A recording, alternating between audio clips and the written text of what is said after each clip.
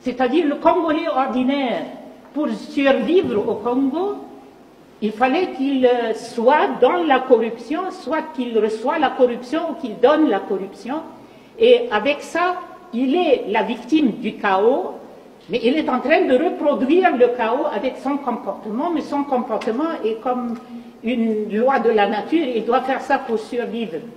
Et le chaos, c'est enraciné dans le système de manière à ce qu'on puisse dire aujourd'hui que le système de reproduction du chaos, c'est devenu comme un cercle vicieux, ça se renforce de soi-même avec les rapports de force qui sont sur place et qui sont appuyés par des forces extérieures. Et ça, je suis un peu inquiète quand j'entends expliquer les programmes politiques ou ce qu'il faut faire au Congo et comment on va aboutir à réformer ou changer le système sans qu'on aborde le problème de la dépendance totale de ce qui se passe au Congo au niveau de la nomenclature. La nomenclature, c'est la classe politique qui a évolué au Congo et c'est une classe très restreinte.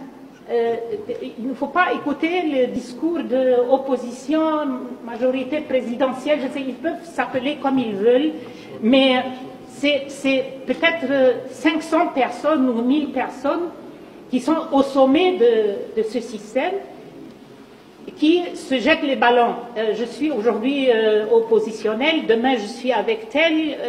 Il n'y a pas de programme, il n'y a rien, il y a simplement, c'est un mangeoire. Et celui qui fait la politique, il veut accéder à ce mangeoire. Point trait. Et il n'y a pas...